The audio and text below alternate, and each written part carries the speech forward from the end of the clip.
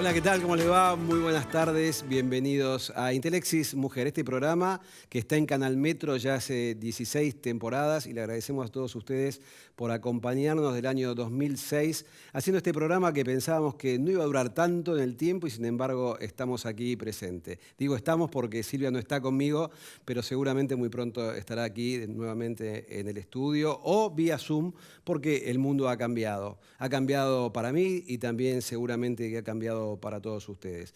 Hay noticias buenas, como siempre digo, y hay noticias malas. Vamos por las noticias buenas. Argentina tiene una gran cantidad de vacunas, afortunadamente. Han crecido las tasas de vacunación en la República Argentina y esperemos que pronto el grupo etario entre los 12 y 18 años pueda estar vacunado porque va a ser el grupo que va al colegio secundario, donde los chicos se reúnen, donde hay menos conciencia por los cuidados de COVID. Y esto lo hemos visto que ha pasado en Europa, por lo tanto esperemos que pronto tengamos la posibilidad de inocular a ese grupo etario prontamente aquí en la República Argentina. Tenemos un programa muy compacto, tenemos dos invitados con dos temas sumamente interesantes. Uno tiene que ver con un tema neurológico. Estamos aquí en el estudio con el doctor Juan Ignacio Ruiz, que es médico neurólogo del Hospital CEMIC, digo hospital, no sé si es hospital, vamos a hablar después de si es hospital o clínica CEMIC, muy conocido en la ciudad de Buenos Aires, de alto prestigio. Vamos a hablar acerca de esclerosis múltiple. Hay mucha confusión a veces entre lo que es esclerosis múltiple y esclerosis lateral amiotrófica. Son dos entidades diferentes. El doctor Ruiz nos va a decir cuáles son las diferencias. Y también vamos a hablar acerca de una de las consecuencias que provoca el COVID, que tiene que ver con la alopecia, la caída de pelo. Va a hablar de este tema la doctora María Capeta, que es médica dermatóloga, coincidentemente también del Hospital Universitario CEMIC. Pequeña tanda y enseguida volvemos. No se vaya.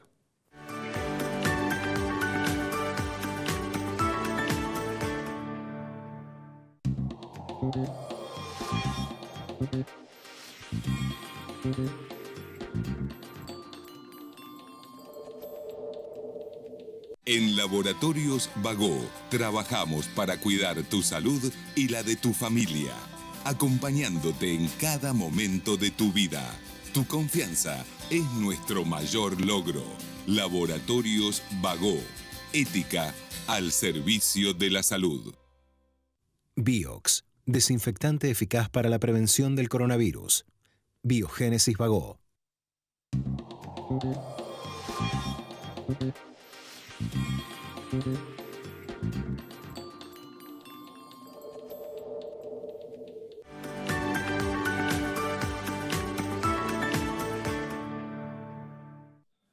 Bueno, acá me reí un poco porque lo he bautizado al doctor. ¿Cómo te va? Gracias, un placer tenerte acá.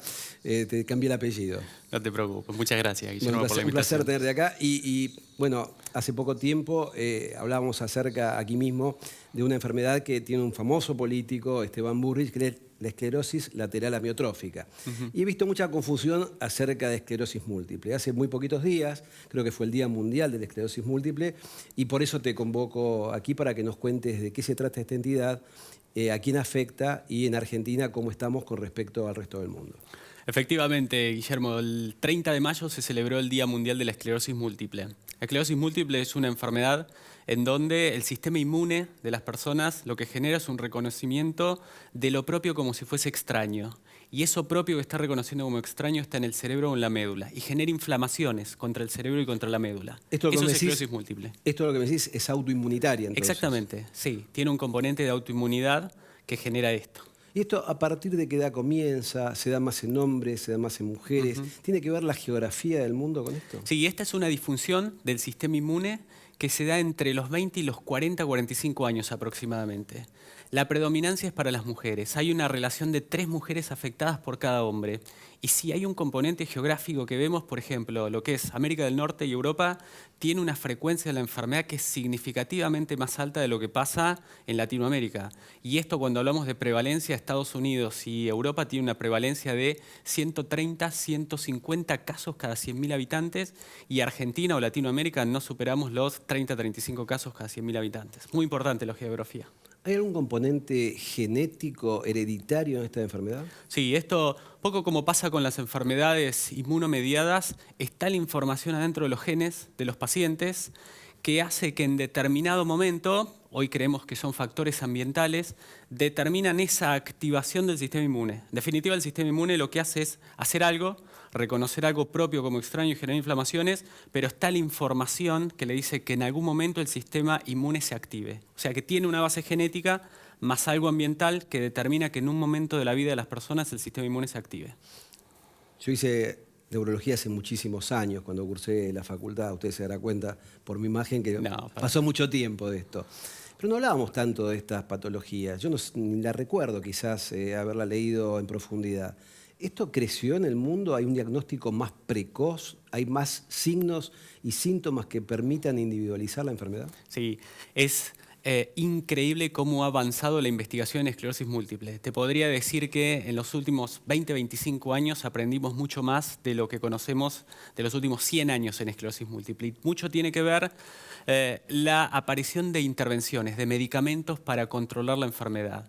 Te puedo decir que desde el 93 que apareció el primer medicamento, hoy estamos hablando de más de 15 intervenciones, 15 medicamentos que nos permiten regular el sistema inmune para que el paciente deje de activarse. Por eso es que han aparecido investigaciones y hoy entendemos mucho mejor cómo diagnosticar la enfermedad, cómo diagnosticarla temprana la enfermedad y sobre todo individualizar a los pacientes para elegir el mejor tratamiento para cada paciente y evitar que esto progrese. Bueno, dijiste algo importante, ¿no? ¿Cómo darnos cuenta de que una persona comienza a tener síntomas? ¿Cuáles son estos síntomas iniciales? Esto es muy importante lo que vos planteás, Guillermo, porque tiene que ver, cuando hablamos de la enfermedad estamos hablando de una inflamación. Se está inflamando parte del cerebro y de la médula. Entonces la traducción que va a tener esa inflamación es un síntoma que se instala, que progresa y que dura mínimo 48 horas. Por eso es que esto se lo decimos siempre a los pacientes. Todo síntoma que aparece y desaparece en cuestión de segundos, minutos, no lo pensamos para esclerosis múltiple. Lo podemos pensar para otra cosa, pero no para esclerosis múltiple. Son síntomas que van a progresar, van a durar días y después van a ir bajando. La inflamación se va a ir yendo. Dame ejemplos. Los principales síntomas que vemos es el paciente que empieza a ver menos de un ojo y que le duele atrás del ojo cuando lo moviliza. Esto empieza a disminuir su agudeza visual en el lapso de días y después empieza a mejorar, es lo que llamamos una neuritis óptica. El paciente que empieza a tener una debilidad o hormigueos en un brazo o en una pierna y de vuelta se instala, progresan los síntomas, le duran un par de días y después empiezan a mejorar, o aquel paciente que empieza a tener una dificultad de ambos miembros inferiores para caminar, es decir, la debilidad. Pero de vuelta, el patrón temporal es muy importante para separarlo de otras condiciones. Vos hasta ahora dijiste algunas cosas que quizás no tenga que ver con tanto lo sensorial o el sistema autónomo. ¿Afecta a la parte digestiva, a la parte vesical, a la función sexual? Sí. Tiene un componente de afectación, sobre todo cuando toca la médula. Recordemos que las inflamaciones se pueden dar en el cerebro o en la médula.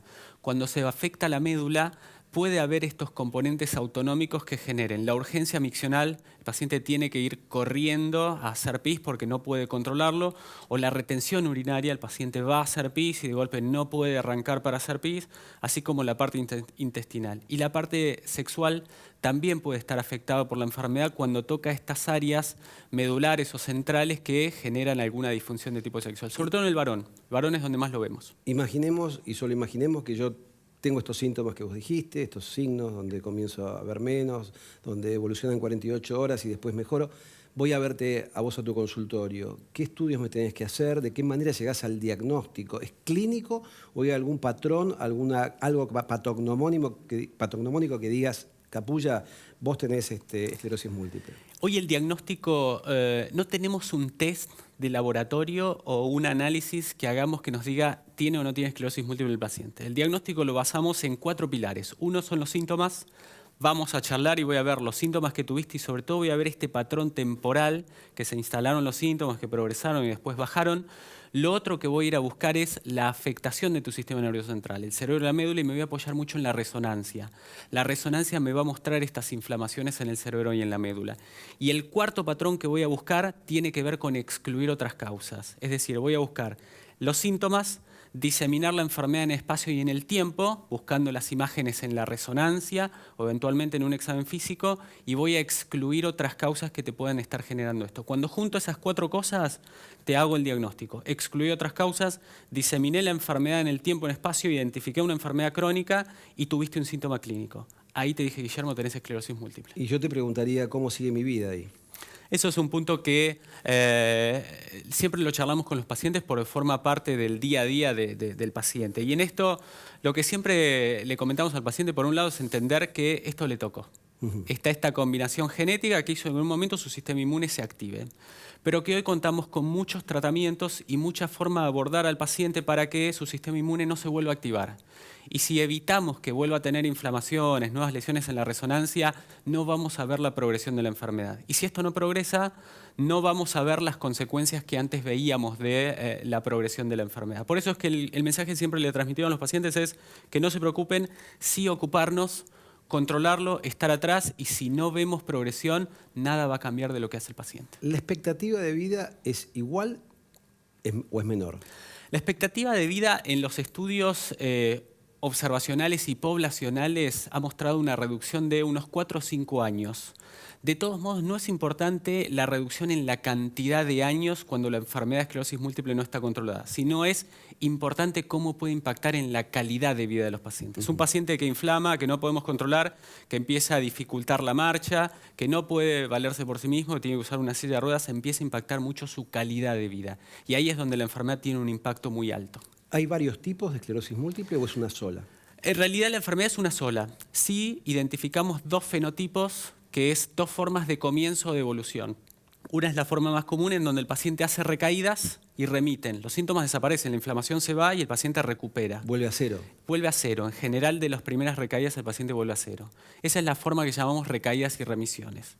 Y el otro fenotipo es un fenotipo en donde no vemos estas recaídas, sino que lo que vemos es una acumulación progresiva de síntomas. El paciente va generando dificultades, dificultad para caminar, inestabilidad, y va acumulando progresivamente. Ese es el fenotipo que llamamos primaria progresiva. Básicamente nos manejamos en esos 2 espectros, recaídas y remisiones y formas primarias progresivas. ¿Y en qué se modificó las terapias farmacológicas? ¿Qué hay de nuevo en esto? Lo que evolucionó significativamente es que entendimos mejor cuál era esa activación, ese componente inmunológico que se activaba, y entonces empezaron a probar y desarrollar terapias para ir a controlar específicamente ese componente inmunológico. Por eso es que arrancamos de terapias más generales para suprimir al paciente, para modular, sin ser tan específicos, y hoy estamos pensando en terapias que van específicamente al target, a evitar que los linfocitos entren al cerebro o a la médula, a retener a esos linfocitos que terminan generando el daño, es decir, estrategias de tratamiento mucho más inteligentes y más específicas para el mecanismo fisiopatológico, para esa inmunidad que se activa, y no tan generales como las que usábamos al comienzo de la enfermedad. O sea, uno piensa en este avance de la farmacología, de la ciencia, y uno piensa el costo de esto. ¿Esto es una enfermedad muy cara, muy costosa para el sistema? A ver, Guillermo, cuando uno lo ve desde el lado de cuánto cuestan los tratamientos pueden ser costosos. No sé exactamente cuánto cuestan, pero pueden ser costosos. De todos modos, la enfermedad no controlada es mucho más costosa. Un paciente que empieza a acumular síntomas, que deja de trabajar, que pierde su vida social, personal, es mucho más costoso para el sistema de lo que terminan siendo los tratamientos. Y eso lo hemos demostrado. Hemos hecho justamente un estudio en Argentina en donde demostramos que a medida que la enfermedad progresa, la enfermedad no está controlada y empieza a acumular síntomas al paciente, es mucho más costoso de lo que es un paciente en las instancias iniciales utilizando las terapias. Por eso es que cuando uno lo ve a los costos tiene que relativizar y contextualizar. No es lo mismo el paciente que ya está avanzado, en el cual no podemos hacer nada y termina siendo muy costoso para el sistema cuando uno lo piensa desde un lado más egoísta, pero el paciente en sí perdió muchas de sus capacidades, que lo que es al comienzo de la enfermedad donde podemos hacer mucho para que ese paciente progrese. ¿Qué tipo de paciente, o sea, qué profesión, mejor dicho, tendría que abandonar una persona o puede seguir con su profesión tal cual está en ese momento? El objetivo es que el paciente no deje nada de lo que es su vida, no solo desde su profesión, sino desde sus gustos personales, su planificación familiar. Nada tiene que cambiar en el paciente. Es decir, el objetivo es controlar el sistema inmune para que nada cambie. Es interesante lo que me decís porque pienso que hay gente joven Sí. que quizás tiene un proyecto de familia con descendencia, con hijos, no inactiva de algún modo el proyecto ese, la enfermedad. No, justamente es uno de los mensajes que le transmitimos a los pacientes, a las mujeres, a los varones, en donde la planificación familiar, el deseo de formar una familia no tiene que cambiar ni verse alterado por el diagnóstico, ni tampoco por el tratamiento que elijamos. Bien. Eso no tiene que cambiar. Bueno, clarísimo. Muchísimas gracias, Juan Ignacio. Bueno, vamos a una pequeña tanda y enseguida vamos a volver, después de este tema tan interesante, vamos a volver con la alopecia, la pérdida de cabello cayendo principalmente debido al COVID. Tanda y ya volvemos, no se vaya.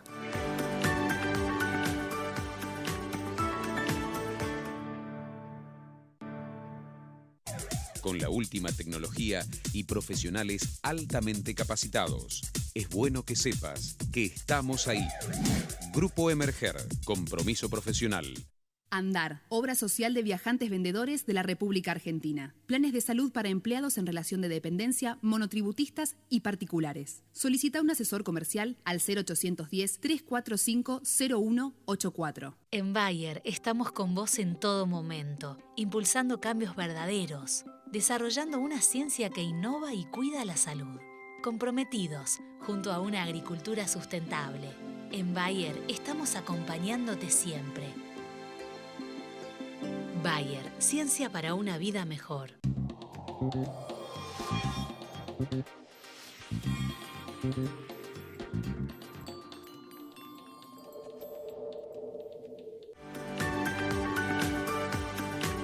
Una de las consecuencias que nos deja COVID y está dejando COVID tiene que ver con la caída de cabello, la alopecia. Algo quizás para algunas personas pueda parecer algo menor, pero para algunas personas que no tienen otros síntomas puede ser algo mayor porque, digamos, mejora, digamos, empeora su autoestima de alguna manera. Estamos ahí con la doctora María Eugenia Capeta del Hospital Universitario CEMIC. Gracias por venir, sos médica dermatóloga.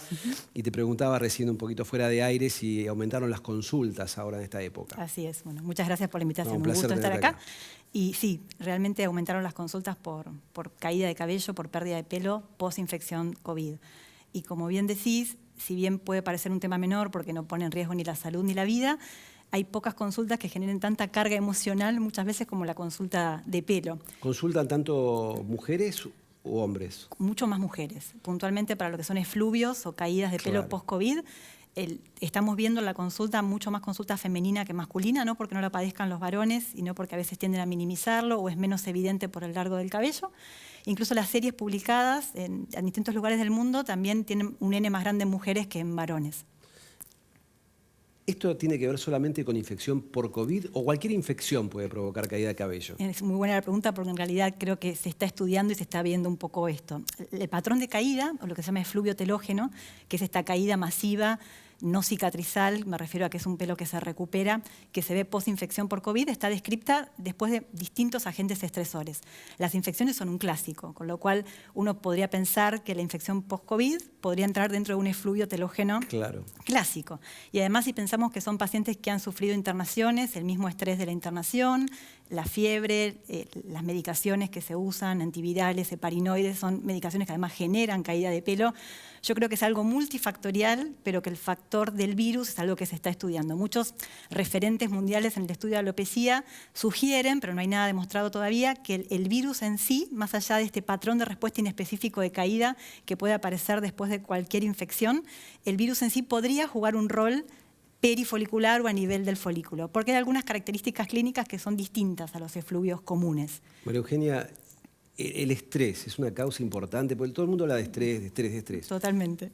Muchas veces parece que cuando no sabemos a qué atribuirle las cosas, terminan siendo por estrés, pero dentro de las causas de efluvios telógenos, el estrés es un factor muy, muy importante. Es uno de los que uno siempre considera y en el interrogatorio pregunta meses para atrás, 4 o 5 meses previos al inicio de esta caída aguda. Si uno interroga bien, muchas veces identifica el estresor que conduce a esto y es una causa bien evidente. Esto hablando de efluvios. Después si hablamos de otras alopecias autoinmunes, por ejemplo, alopecia areata, el estrés también es un factor, es un gatillo, es un desencadenante en alguien que genéticamente está predispuesto. O sea que papá, mamá, abuelo que haya tenido este tipo de alopecias puede tenerlo. O sea, que se hacen como parches sin pelos. La alopecia areata es una alopecia también no cicatrizal. Cuando digo no cicatrizal me refiero a que hay potencialidad de recrecimiento inmunomediada. Hay casos familiares, el hecho de tener un familiar primer grado afectado lo pone a uno un poco más en riesgo. Es inmunomediada, hay un eje cerebro-folículo, donde hay todo un sistema hormonal de hormonas relacionadas con el estrés que gatilla la pérdida de esa protección contra el sistema inmune que tiene el pelo, porque aunque no lo creamos, el pelo está protegido del sistema inmunológico, así como órganos mucho más nobles. Uno lo podría pensar esto desde un punto de vista evolutivo. Como humanos ahora, digamos, mucha función no cumple, pero si uno lo piensa desde un punto de vista de la evolución, podría entenderlo. Claro. Entonces se rompe ante el estrés este inmunoprivilegio, esta protección que tiene el folículo, es blanco de ataque de células inmunológicas y ahí aparecen las famosas placas de alopecia, que a veces son solo placas y a veces son pérdida de pelos de todo el cuerpo. Volviendo a estos cuadros infecciosos, Sí. ¿se cae solo el pelo de acá de la cabeza o también se caen las pestañas, las cejas? En realidad, los efluvios clásicos son más de cuero cabelludo. Son efluvios, sobre todo el post-COVID, volviendo un poco al tema inicial, son efluvios muy, muy masivos, donde las pacientes pueden llegar a perder casi el 40% de la densidad, es un montón y es muy Eso angustiante. Es tremendo. Te vas a lavar la cabeza y encontrás en la muy bañera un montón de pelos. Es muy angustiante. La consulta, los pacientes muchas veces lo traen. Te trae el puñal. Tal cual, y uno lo ve y es difícil explicarle al paciente cómo perdiendo tanta cantidad de pelo diariamente todavía no ha perdido tanta cobertura. Y esto tiene que ver con que para que la alopecia sea evidente desde la afuera se tiene que haber perdido más de la mitad. Entonces hay un margen. Y en realidad cuando hay un efluvio, volviendo al tema efluvio puntual, lo que es una alteración en el ciclado del pelo. El pelo está todo el tiempo ciclando en una fase de crecimiento, una fase de involución y una fase de reposo. Cuando se altera ese ciclado, como en los casos post-COVID, aparecen las alopecias, pero el pelo sigue creciendo y esa es la buena noticia. Es muy común escuchar que la gente dice, no, lo mío es un tema hormonal.